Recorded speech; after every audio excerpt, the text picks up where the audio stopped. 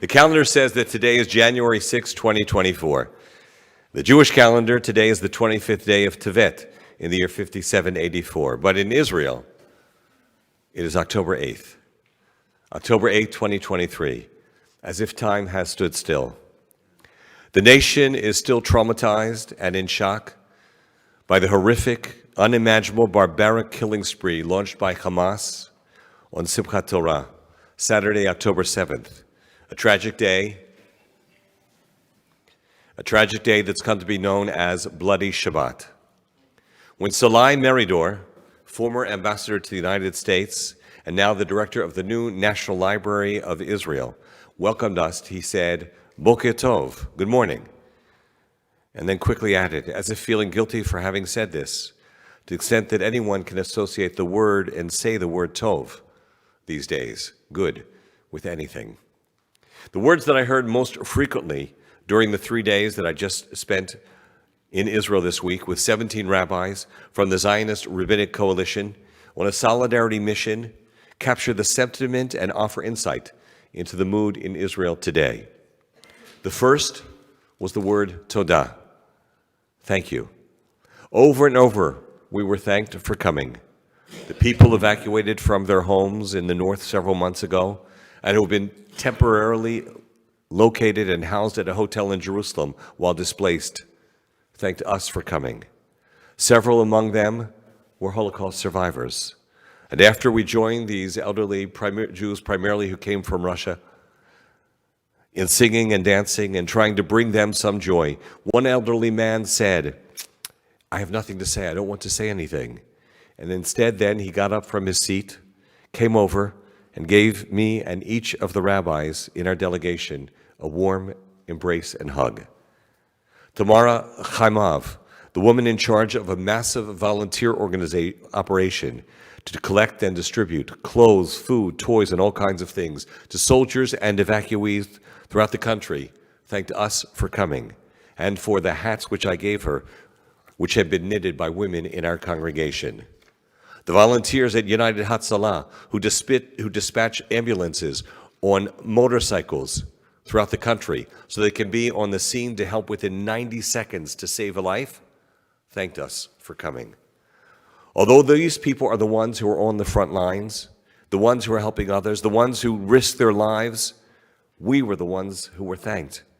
And it was a message that was brought to remind them that they're not alone. The second word that I heard throughout my trip was the word Nes. Nes, which means miracle.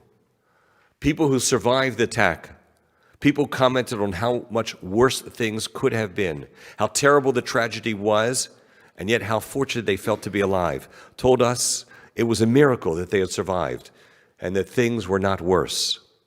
Elon, the young man on Kibbutz Kfar Aza, whose close-knit family of 6 siblings and parents and children who all lived together on the kibbutz and who are now sadly broken up and dispersed and scattered in different locations throughout the country, told us a story about his daughter who slept at his sister's house with her cousins for a pajama sleepover party for Simchat Torah. And somehow, the 12 or 14 people who were hidden in a bomb shelter for 10 hours were among the few who were untouched, even though they were right near where the terrorists had broken through the fence of the kibbutz on their mission of murder, destruction, rape, and pillage. As he said, had the terrorists known there were so many people hiding right there, they never would have given up on trying to open the door, and they would have certainly gleefully killed them all, as they did in so many other places. Walking through the charred ruins and seeing burnt-out buildings where people once lived, some of whom were burned alive in their own homes, was like seeing the aftermath of a pogrom, as if we had witnessed Kristallnacht. There were snipers on top of each building in buildings in the Kfar Aza, so if anyone happened to try to escape, they would be shot. In Sderot, we were told that terrorists kept going to the yeshiva across the street, armed with the knowledge that on Saturday morning, the synagogue would be filled with young students. But since the yeshiva buchers had been up until 2 in the morning the night before, celebrating Simchat Torah, the hundreds of students who surely would have been victims had all slept in. and as they were going to go to services late that day. And so they told us it was a ness, a miracle, that they were not all killed. In fact, the mere fact that the terrorists came upon the Nova Festival, many say, prevented them from going all the way up to Tel Aviv. Israel is a small country, often more closely resembling a clan, a tribe, or perhaps more accurately, a family, where everyone knows someone or knows someone who was killed or kidnapped, or family directly affected by the attack. In Tel Aviv, we visited a special expo with objects from the Nova Music Festival. It had a lost and found area where people could come and see if they could find objects that they or a loved one had left behind. There was one whole area that had tables piled with shoes, reminding any of us who have ever been to Auschwitz, the display of shoes.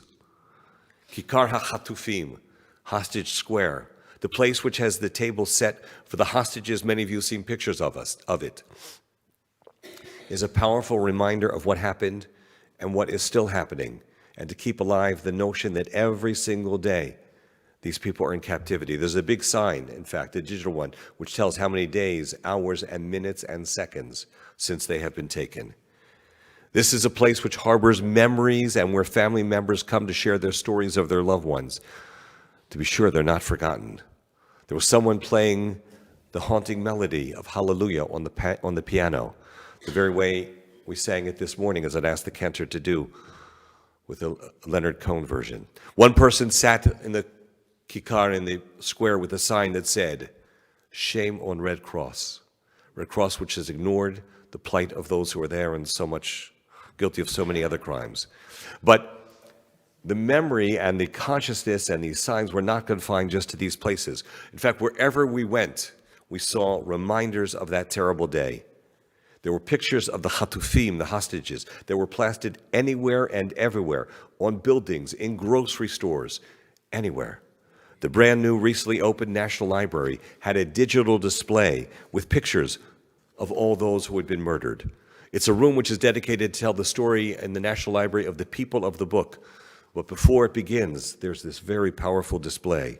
And on another floor, there were chairs that were lined up, empty chairs, each one holding a picture of a person who was held hostage, just like what we have up here, and with a favorite book chosen by the person's family that their loved one loved to read. For the Bibas family, the 4-year-old child and the baby who was 9 months old when captured and who just turned 1 year old while we were there the other day, while in captivity, on those chairs, there was a teddy bear and the kind of storybook with pictures that we read to our children. So it's important for me to let you know that while life goes on outside of Israel, slowly but surely, gradually begins to return to some semblance of routine in Israel, there's a commitment not to forget that terrible day, and it's incumbent upon us as well. Zachor, remember, after all, is a Jewish obligation. Seared into our conscience, it is one of the most oft-repeated words and imperatives of the Torah. Zachor, remember. And that's what we must do. Perhaps that's why the parents of young people who were killed wanted to speak to us. Difficult as it was to talk about the murder of their child or their children, they bravely did so. They wanted to do so in order to keep alive their memory. They wanted us to know their stories. They felt it was somewhat cathartic because they were telling us not just how they both how they lived and in some instances of the heroic way in which they died. Elie Wiesel used to speak about the importance of being witnesses and of letting the world know about the horrors of the Holocaust. We who saw what we saw have that obligation. We who live outside of Israel have that obligation as well, to make sure that the world knows what we know. And we also saw signs proclaiming what we heard from everyone we met. Yachad ninatzeach. Together we will win. Yachad ninatzeach. Together we will prevail. An elderly woman, one of the evacuees at the hotel, got up to tell us in Hebrew. The Jewish people are strong. We've been through so much. Someone else described it as being being the survivors, as being part of our DNA. She said, we will survive. We don't want war. We don't want to kill anyone. What keeps us going is the belief that Am Yisrael Chai. The people all started to shout, Am Yisrael Chai, at which point I started to lead them in song, and that's when we danced together as well. So this sense of unity and of putting aside all divisions and differences to be able to defeat the enemy was extraordinary. The country literally turned on a dime. Just the day before, the week before, there were weekly demonstrations of hundreds of thousands of people in the streets of Tel Aviv protesting judicial reform, and pilots and reservists saying they would refuse to serve. All of a sudden, that all disappeared. There will turn out in record numbers by reservists and pilots to come and defend the homeland, as people came from around the world to be able to help to defend Israel.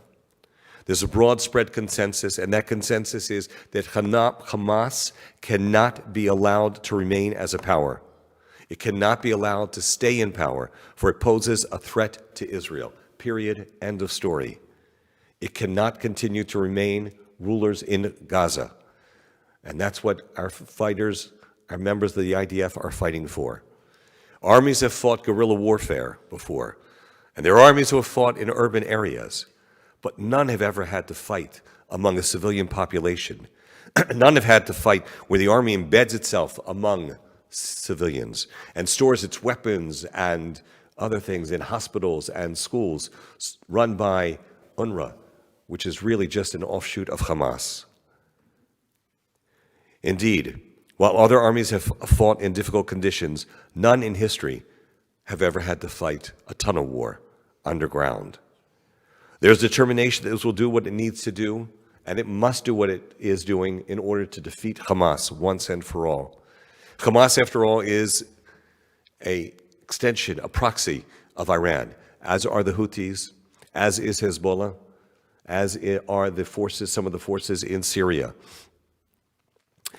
Some of us were concerned that the IDF would lose momentum and not be able to resume its operations after the ceasefire, which took place not too long ago. Those concerns were mistaken because of the resolve. The people are determined, the army is determined, the country is determined. Soldiers risking their lives in Gaza for 3 months who were released want only to be able to go back to finish the job. As President Herzog told us, there could be no peace as long as there is terrorism. In Kfar Aza, the kibbutz which had been one of the kibbutzim which had been attacked, and in Sderot, as I said, which looked like pogroms, we saw firsthand and heard about pure evil launched by Hamas. Terrorists commandeered the police headquarters, and they used it in order to kill a number of people, as they had snipers on top of buildings as well. They killed so many, and they had taken over the building. And so at 2:30 in that afternoon, the IDF was given orders to drop a bomb and destroy the entire building, knowing that all of the Israelis who were in there had been taken out in order to eliminate the 14 terrorists who were still there. And now all that's there is the rubble. This, my friends, is no 6-day war.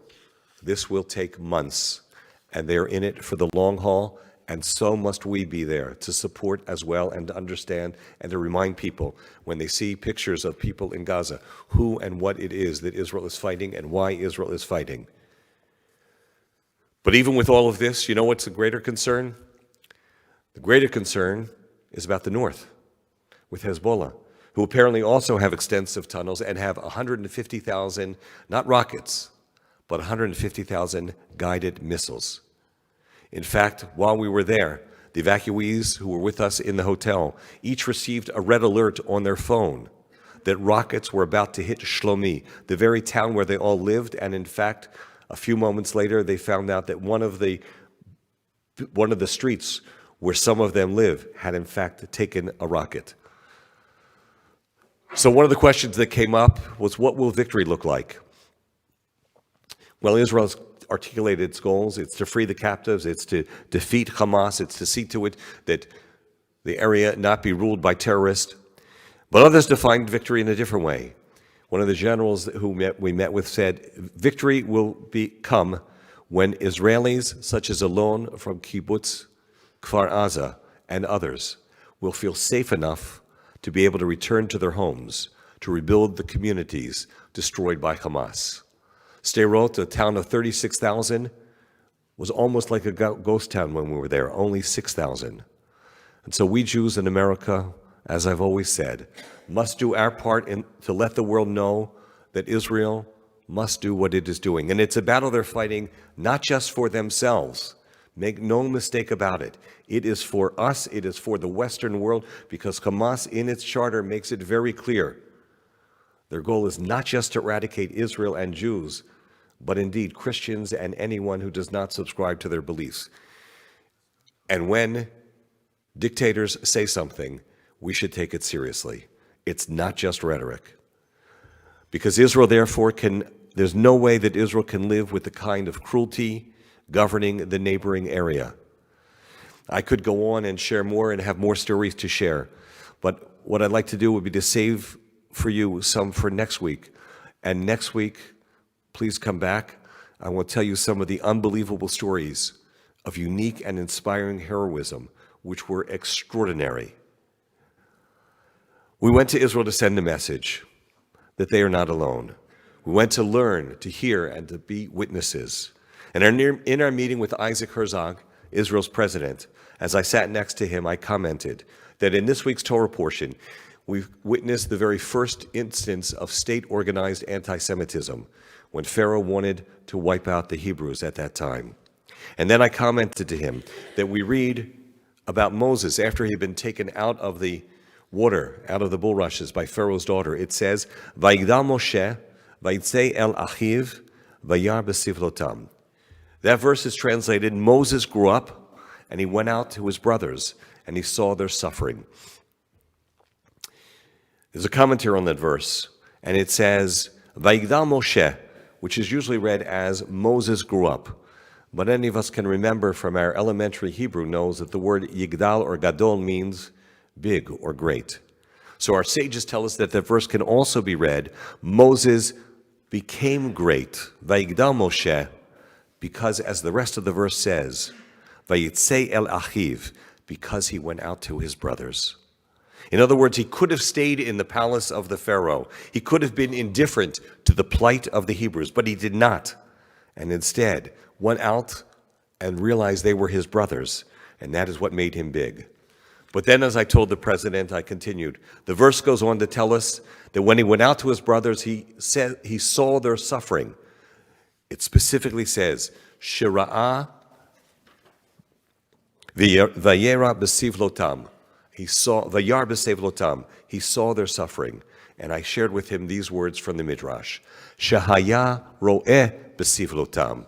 He saw their suffering, uvocheh, and he cried with them. Vayan noten lehem ktafav, and he gave them his shoulder.